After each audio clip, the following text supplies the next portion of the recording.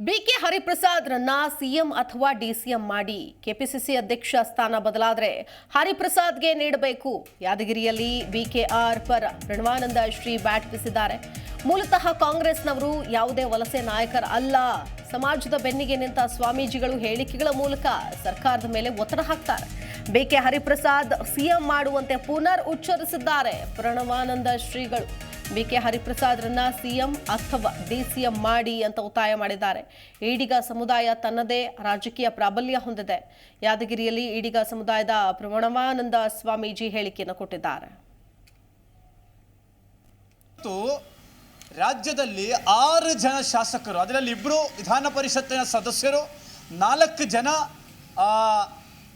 MLAಗಳು ಕೂಡ ಇದ್ದಾವೆ. ಅದರಲ್ಲಿ ಧೀಮಂತ ನಾಯಕರಾಗಿರತಕ್ಕಂಥ ಸನ್ಮಾನ್ಯ ಶ್ರೀ ಬಿಕೆ ಹರಿಪ್ರಸಾದ್ ಅವರು 19 ವರ್ಷ ಕಾಲ ರಾಜ್ಯಸಭಾ ಮೆಂಬರು, 49 ವರ್ಷ ಕಾಂಗ್ರೆಸ್ ಪಕ್ಷದ ನಿಷ್ಠಾವಂತ ಕಾರ್ಯಕರ್ತರು. ಯಾವುದು ಪಕ್ಷದಿಂದ ಒಲಿಸೇ ಬಂದವರಲ್ಲ. ಬೇರೆ ಪಕ್ಷದಿಂದ ಹಾರಿ ಬಂದು ಇಲ್ಲಿ ಮುಖ್ಯಮಂತ್ರಿ ಆಗಲಿಲ್ಲ, ಬೇರೆ ಪಕ್ಷದಿಂದ ಹಾರಿ ಬಂದು ಇಲ್ಲಿ ಮಂತ್ರಿಗಳಾಗಲಿಲ್ಲ. ಈ ಪಕ್ಷಕ್ಕೋಸ್ಕರ, ಸಿದ್ಧಾಂತಕ್ಕೋಸ್ಕರ ಜೀವನವನ್ನು ಮುಡಿಪಾಯಿಟ್ಟಿರ್ತಕ್ಕಂಥ ವ್ಯಕ್ತಿ ಸನ್ಮಾನ್ಯ ಬಿಕೆ ಹರಿಪ್ರಸಾದ್ ಅವರು. ಹಾಲಿ ಅವರು ವಿಧಾನ ಪರಿಷತ್ತಿನ ಸದಸ್ಯರು ಕೂಡ ಇದ್ದಾರೆ. ರಾಜ್ಯದಲ್ಲಿ ವಿಧಾನಸಭೆಯ ಎಲೆಕ್ಷನ್ ನಡೆಯುವ ಸಮಯದಲ್ಲಿ ವಿಧಾನ ಪರಿಷತ್ತಿನ ವಿರೋಧ ಪಕ್ಷದ ನಾಯಕರಾಗಿ ಕೆಲಸ ಮಾಡುತ್ತಾ ಇದ್ದರು ಸನ್ಮಾನ್ಯ ಶ್ರೀ ಬಿಕೆ ಹರಿಪ್ರಸಾದ್ ಅವರು.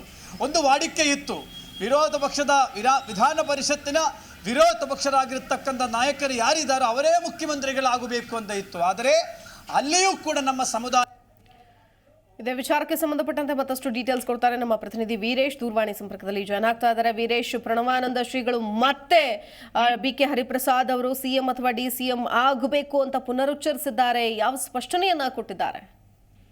ಹೌದು ಶಿಲ್ಪ, ಏನು ಯಾದಗಿರಿ ಜಿಲ್ಲೆಯಲ್ಲಿ ಇವಾಗ ಈಡಿಗ ಸಮಾಜದ ಪ್ರಣವಾನಂದ ಸ್ವಾಮೀಜಿಗಳು ಕೂಡ ಸರ್ಕಾರದ ಮೇಲೆ ಒಂದು ಒತ್ತಡ ಹಾಕುವಂತ ಹೇಳಿಕೆಯನ್ನು ಕೊಟ್ಟಿರುವಂತದ್ದು. ಅದರಲ್ಲೂ ಕೂಡ ರಾಜ್ಯದಲ್ಲಿ ಏನೋ ಒಂದು ರಾಜಕೀಯ ಬೆಳವಣಿಗೆ ನಡೀತಾ ಇದಾವೆ.